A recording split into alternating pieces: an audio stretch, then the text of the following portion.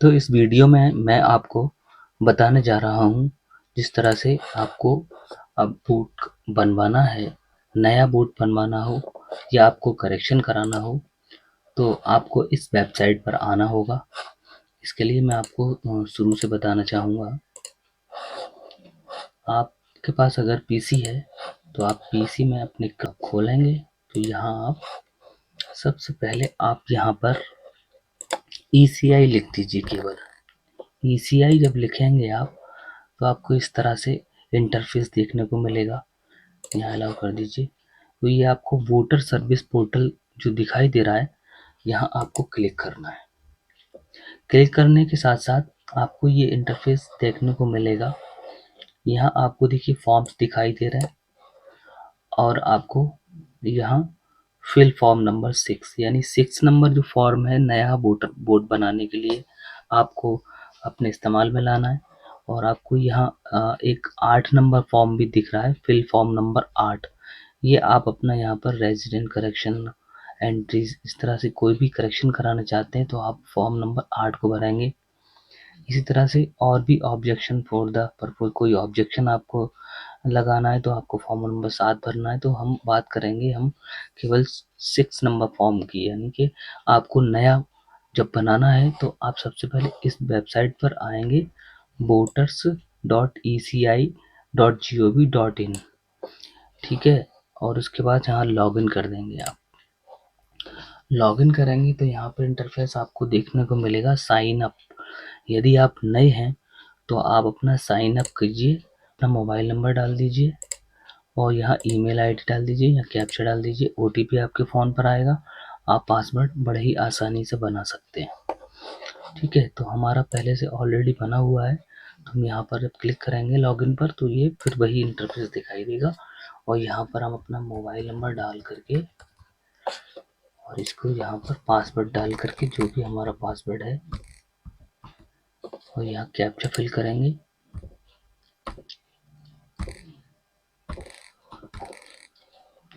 Request पे click करेंगे, आपके फ़ोन पर OTP आएगा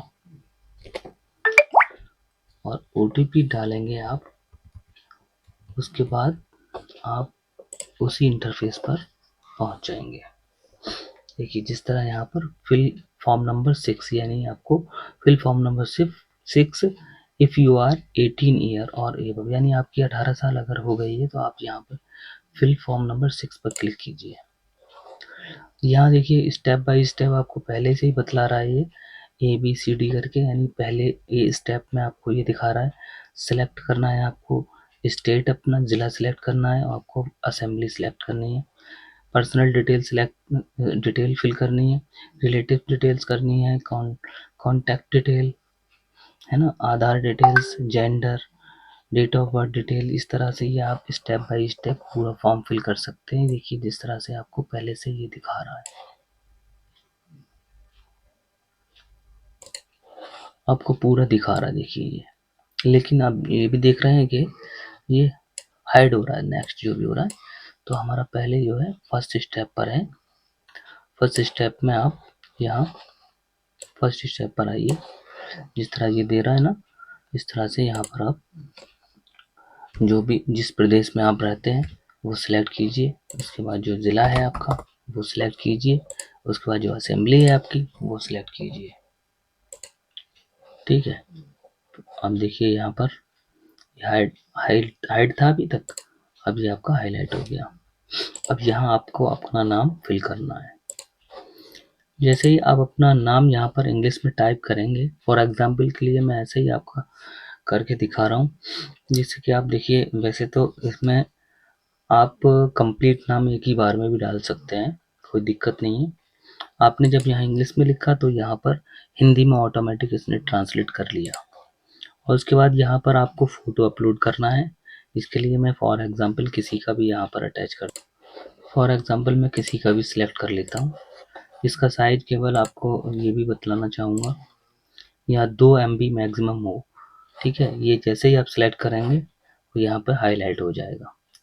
नेक्स्ट करेंगे, अगले स्टेप पर देखिए आपका नेक्स्ट स्टेप बाय स्टेप बढ़ता जा रहा है। यहाँ ये पूछ रहा है रिलेटिव्स, यहीं फादर का नाम डालेंगे, यहाँ सेलेक्ट करेंगे, जो भी मैं फॉर एग्जांपल के लिए कुछ भी टाइप कर देता हूँ यहाँ। जैसे ये टाइप करेंगे और यहाँ क्लिक करेंगे तो ऑटोमेटिकली ये हिंदी में हो जाएगा। अगर आपको ये लगता है ये आपका हिंदी में गलत टाइप हुआ है तो आप अपने लैपटॉप में हिंदी इंडिक डाउनलोड कर लीजिए, तो आप यहाँ से इसको सही तरह से भी आप टाइप कर सकते हैं। मेरे में चूँकि सिस्टम में सारी चीज़ें अवेलेबल रहती हैं तो मैं आपको ये बताना चाहूँगा।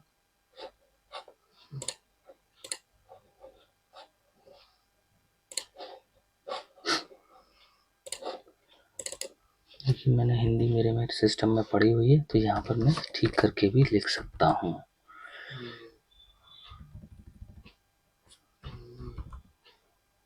ठीक है, तो इसी तरह से आप हिंदी इंडिक अपने सिस्टम में भी कर सकते हैं और आगे स्टेप बाय स्टेप आप बढ़ते जाइए।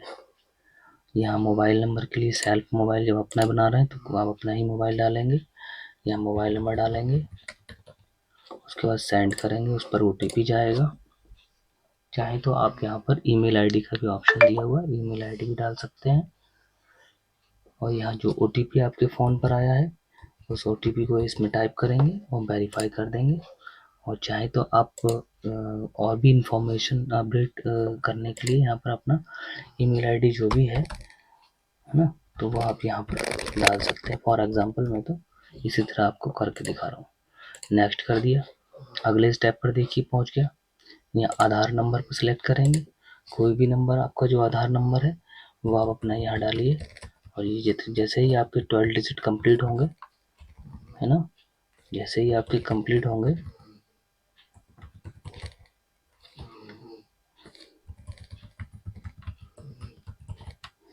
तो देखिए तुरंत ही इसने ले लिया, हाईलाइट भी कर दिया है। ठीक है, और ये अगले स्टेप पर पहुंच गया। यहाँ आप अगर जेंट्स का बना रहे हैं तो आप यहाँ मेल सेलेक्ट करेंगे, फीमेल का बना रहे हैं किसी का घर में लेडीज़ का तो आप यहाँ पर फीमेल पे सेलेक्ट कर सकते हैं। तो यहाँ मेल पे सेलेक्ट कर दिया हमने, उसके बाद नेक्स्ट किया और नेक्स्ट करने के बाद यहाँ जो आपकी डेट ऑफ बर्थ है वो आप यहाँ पर फिल कर सकते हैं। ठीक है, उसके बाद में ये कह रहा है self attested copy document supporting are proof attached, यानी जो आपके पास से प्रूफ है, प्रूफ के तौर पे आप यहाँ पर सिलेक्ट कीजिए। और सिलेक्ट करने में जो भी आपके पास इन डॉक्यूमेंट्स में से मौजूद है, अवेलेबल है पहले से, वो आप यहाँ पर सिलेक्ट कर दीजिए। चाहे तो आप बर्थ सर्टिफिकेट भी कर सकते हैं और मैं आपको आधार कार्ड से करके दिखा रहा हूँ। आप किसी का भी XYZ जो भी आप कर रहे हैं वो वहाँ पर आप पहले से स्कैन कर रखेंगे और स्कैन करने के बाद यहाँ पर चूज़ फाइल पर क्लिक करेंगे। तो मैं फॉर एग्जांपल किसी का भी लगा करके दिखा दे रहा हूँ। ठीक है, तो यहाँ पर आपने नेक्स्ट कर दिया और नेक्स्ट करने के बाद यहाँ आपको जो आप अपनी फैमिली का किसी का भी वोटर कार्ड ले लेंगे उसमें सारी चीज़ मेंशन पहले से होगी, वही सेम चीज़ आप यहाँ पर कर सकते हैं। जो भी आपका मकान नंबर है मकान नंबर डाल दीजिए। उसके बाद आप नेक्स्ट में आइए, यहाँ आप अपना मोहल्ला भी डाल सकते हैं।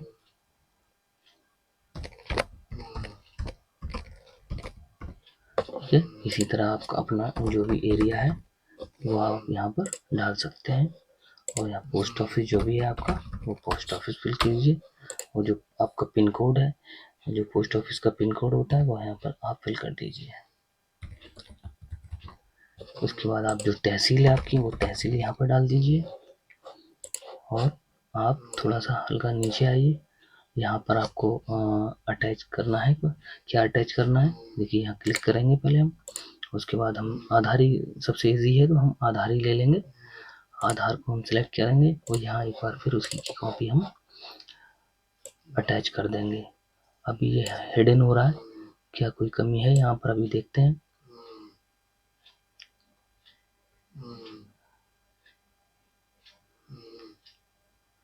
ये देखिए डिस्ट्रिक्ट, यहाँ पर डिस्ट्रिक्ट सिलेक्ट नहीं किया था और नेक्स्ट कर देंगे। नेक्स्ट करने के बाद प्रीवियस, एक सेकेंड, ये देखिए एक स्टेप हमारा छूट जा रहा था। यहाँ पर डिसेबिलिटी इसलिए दिया हुआ है, डिसेबिलिटी आई ऑप्शन आई पे दिखा रहे हैं, तो डिसेबिलिटी में जो भी आपकी है तो कर दीजिए, नहीं है तो यहाँ पर नो पे क्लिक करके आगे बढ़ जाइए। फैमिली मेंबर जो भी आप अपना एपिक कार्ड इसमें अटैच कर देंगे तो आपका जल्दी काम होगा, और उसमें आपके जो परिवार का जो वोटर लिस्ट में नाम होगा उसी के साथ साथ आपका भी ये नाम उसमें जोड़ दिया जाएगा।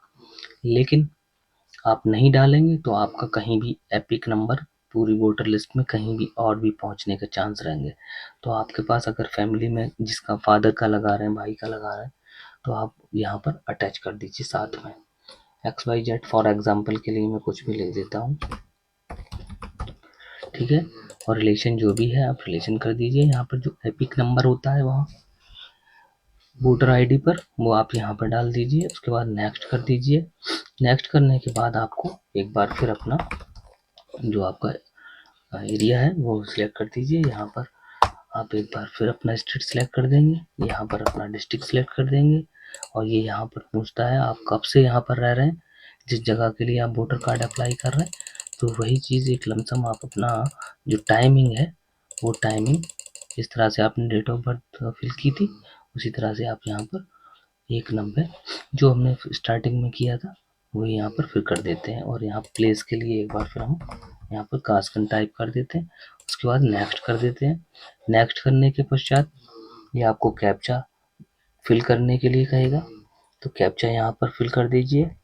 और कैप्चा फिल करने के पश्चात प्रीव्यू एंड सबमिट, आपको प्रीव्यू के लिए कहेगा। कैप्चा गलत पड़ गया होगा, 5DEE0U, ठीक है, प्रीव्यू एंड सबमिट।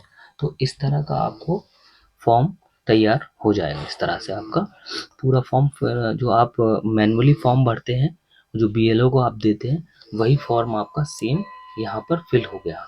कंप्यूटर से आप फिल करेंगे तो आपका बिल्कुल सही फॉर्म फिल होगा और आप अपने हिसाब से बिल्कुल सही जानकारी इस फॉर्म के अंदर फिल कर सकते हैं। आप इस फॉर्म को देखिए, यहाँ पर एक्नॉलेजमेंट नंबर अभी नहीं आया है क्योंकि यहाँ पर अभी केवल